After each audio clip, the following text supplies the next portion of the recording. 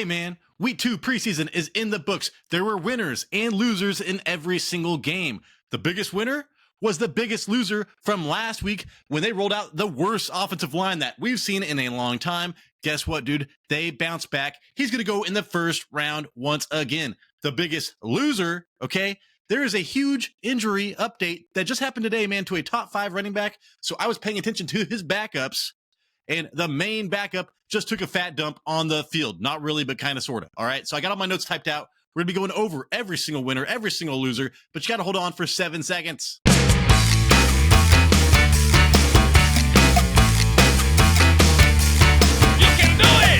All right, let's start off with the winners, man. One of the biggest winners of the week, Efton Chisholm. Have you heard of him before? Well, you did now, all right? 6 receptions on 6 targets, dude. 100% catch rate right there, 71 yards and a touchdown, back-to-back weeks with a touchdown. He broke 1,000 tackles versus Minnesota, dude. I watched that game.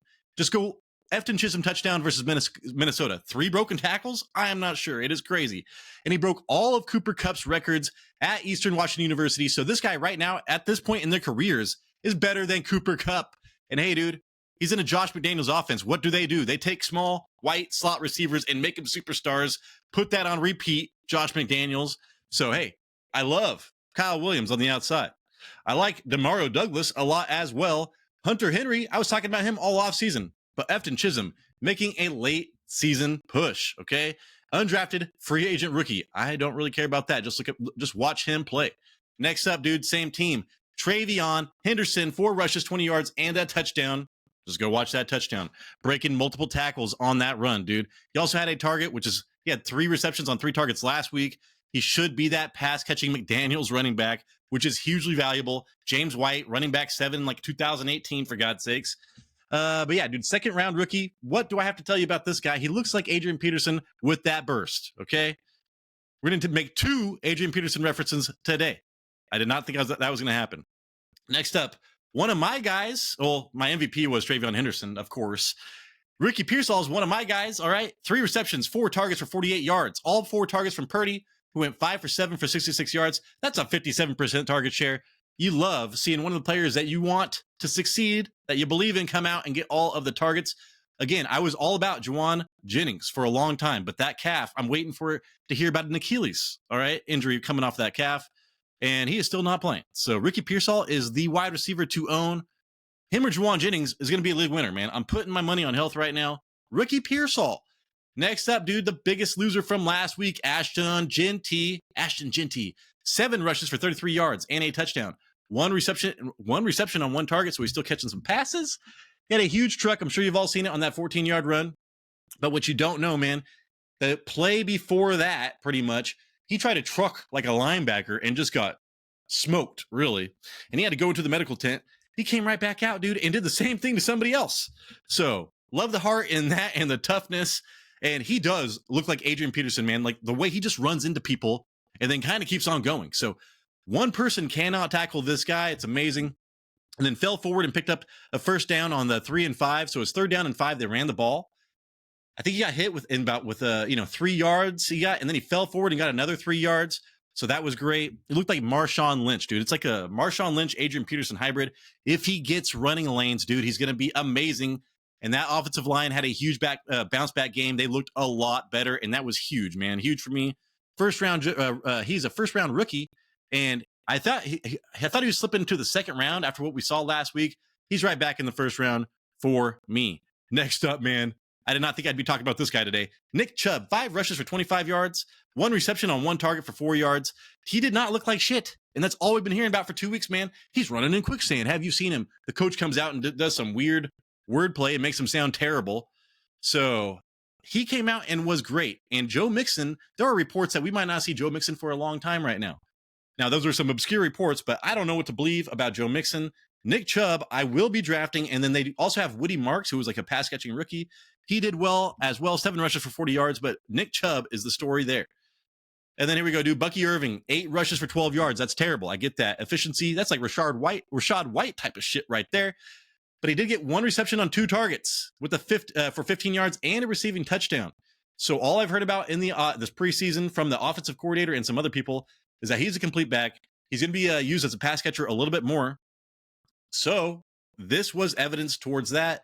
Terrible on the ground. Hey, dude, Bucky Irving's catching passes in this offense. These running backs catch so many passes. So Bucky Irving, I think his ceiling might have just went up. Emeka Egbuka, 1 reception on 2 targets, for 5 yards, but a touchdown. And if you watch that touchdown, man, his footwork, the way that he uses hands, and the way that he caught that ball. Okay, so training camp hero. That's all you hear about out of that camp. Is amazing route running, ball tracking, everything, dude. First round rookie. Jalen McMillan is still hanging around, dude. He is still being productive even in the preseason. But Emeka Egbuka should be the wide receiver to own other than Mike Evans in that offense, man. All right, next up, I thought this guy was going to be terrible coming out of the draft, man. I did not like his tape. And even now, this guy does not run as big as he is. He should be running like Brandon Jacobs, for God's sakes. And he does not. 11 rushes for 50 yards. Go and watch that. It was not very impressive, but still, he got production. He also got a target. Much more efficient than week 1. He also gets kick returns, and he looks pretty damn good as a kick returner, so that is an added bonus. But he gets tackled by one person, man. Like, if he gets touched, he is going down. I hate that because he's supposed to be one of the biggest backs coming out of this last year. 3rd round rookie. So Jaylen Warren, man, I am probably more. I know I'm saying Caleb Johnson's a winner because he did improve from last week and prove that he can be productive. But Jaylen Warren, man, I will be targeting in drafts. And then, hey, another winner, man, Garrett Wilson. 0 receptions on 3 targets. You're like, how is that a winner, man? He did catch a screen for negative yards, so that stat was wrong. He did get a reception. And one incompletion was due to what should have been called a pass interference, and it was a very low throw. So two of the non-completions were not his fault. But again, man, 60% target share. He was only thrown to once last week. So I was very upset about that. I put him on my loser list because they're supposed to be BFFs, him and Justin Fields. But hey, man, they only threw 5 times. Justin Fields did, and he got 3 targets. So that's amazing. They are BFFs forever once again. So Garrett Wilson, I do like, but I am concerned about Justin Fields' accuracy right now. It's pretty crazy. Jackson Dart, dude. 14 for 16, 137 yards and a touchdown. 2 rushes for 5 yards and a rushing touchdown. He did get caught from behind by a defensive lineman, kind of. So he's not athletic as he thinks he is, but he still moves really well. Early on, he threw late and almost got his wide receiver killed. That was pretty much his worst throw. And then he threw with better anticipation, better timing. And then he had a lot of layup throws, dude. It's not like he was reading through his progressions and making amazing throws. That touchdown pass from last week was still his best pass so far. But he was consistently accurate, putting the ball placement for his wide receivers to run upfield. That's great for Malik Neighbors and stuff like that. So Jackson Dart, dude. I mean, I'm sure they'll put out Russell Wilson for the first 6 games because he saw that schedule. But he should be getting the start before midway of the season, and he looks better. He looks like the best quarterback on this team. Trey Harris, man, the deep threat, right? For the Chargers, they did get Keenan Allen, but Keenan Allen ain't running deep. 6 receptions on 8 targets that led the team. 85 yards that led the teમ. He is a training camp hero. That is who you hear about the most in this training camp. So he had a big play on a super difficult contested catch on the sideline. I think he caught it like on the 3-yard line on his own or on the opposing end zone. And yeah, dude, he had to fight off hands. Like, I think one arm was even being held. He caught it, dragged his toes. It looked high level shit, dude. So Trey Harris has a lot more skill than I was giving him credit for. He's not just a deep threat. He is amazing at catching those contested catches. And yeah, the only problem was that was not from Herbert. That was Trey Lance, man. So most of his catches were from Trey Lance. I want to see that from Herbert. 2nd round rookie, so the draft capital is there. RJ Harvey, 3 rushes for 18 yards and a touchdown run, 1 reception for 2 yards. Again, so this guy is being used like we hoped he would be used. But the problem is bad pass protection. That's what is going to keep him from being a league winner. Now, Bucky Irving, just like pointed out from Jason last week, was a terrible pass protector last year, and he still was a league winner. But hey, RJ Harvey, man, 2nd round rookie in a Sean Payton offense. Jason's MVP this season. He believes in him more than me. But the last 2 weeks, his tape has been really good. So a winner there. And then on this team, man, we've been waiting for like the Marquise Colston or whatever, a rookie wide receiver coming out from the Sean Payton to take over. 4 receptions and 5 targets for Pat Bryant, 70 yards. That did lead the team. He is the Marquise Colston body type, 3rd round rookie. So when we saw him, that's what we liked. And then what we liked last year was Troy Franklin because he played college with Bo Nix, his favorite target. This fool had the same amount of targets, 3 less yards, but 2 touchdowns, man, to go with it. So Troy Franklin was the biggest winner out of this receiving core. Training camp hero, second year in the second year wide receiver in the Sean Payton system with Bo Nix. So my money would be on Troy Franklin. Okay. So, and he's the training camp hero. So all I've heard about, I've not heard tons about Pat Bryant. I've heard he's been making some good catches, but as far as rapport with Bo Nix, it's been all about Troy Franklin. And we have to remember there is Marvin Mims here still. So you're still rolling the dice with Troy Franklin. And then here we go, man. Is the tight end Gunnar Helm? I forget what team he was on. I think, the Titans. So they drafted this guy, in the 4th round? He fell because he did the combine with a crazy swollen ankle. Just go look at it. It is insane that this guy did that. 4 receptions on 4 targets that led the team, 48 yards. He had a touchdown as well. Looked amazing. So top prospect coming out, got moved down, still went in the 4th round with a rookie quarterback. Chig Okonkwo is there. I love Chig Okonkwo, but there is a world where Gunnar Helm takes over. So if you're in Dynasty or just super deep leagues, dude, Gunnar Helm is a name to pay attention to. Also, another breakout tight end, dude, Elijah Arroyo, man, a 2nd round rookie. And dude, Sam Darnold was not holding on to the ball at all. He was just getting rid of it fast. Okay. And he had 2 targets from him for 19 yards. So 50% target share from Sam Darnold. Sam Darnold's not going to be able to hold the ball at all with that offensive line, dude. Arroyo should be peppered with targets quite often this year. PPR, man, maybe top 12 tight end potential. And then Zach Charbonnet. I was on Reddit and they're like, did you see Zach Charbonnet? What the fuck? I checked it out, dude. And yeah, this guy, did he gain like 50 pounds of muscle in the offseason? This is insane. 5 rushes for 45 yards and a touchdown. He was bullying fools out there. He looked huge.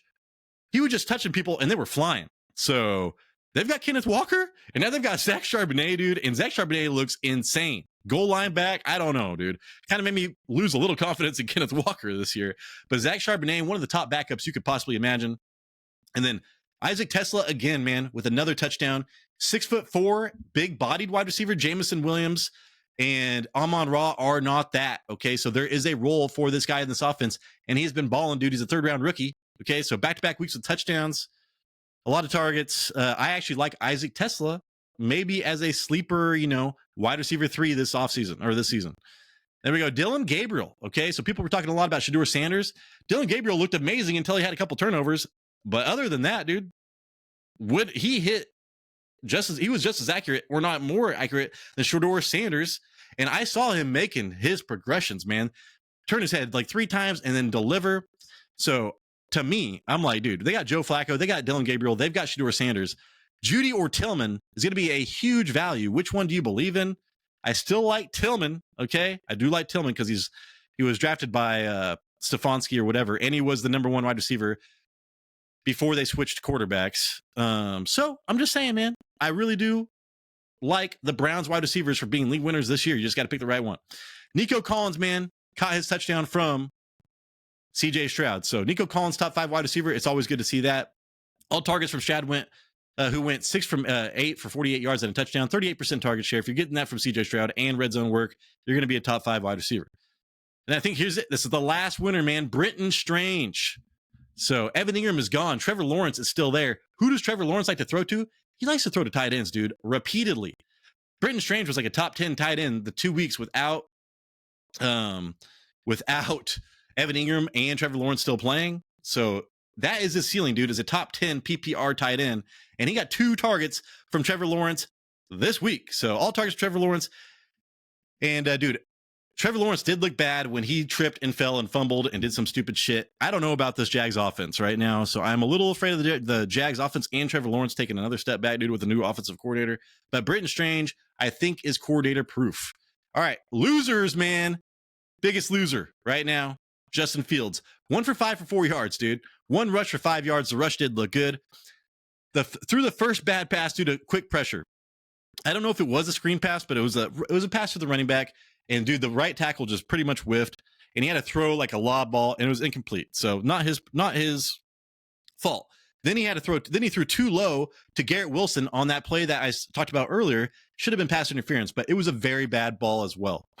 Then he threw an all right pass to Wilson over the middle, but the cornerback made a great play, and he threw a screen for negative yards due to a bad snap. So there was a lot of things out of his control, because I know people were looking at that videotape from training camp where he was just terrible in joint practices this last week.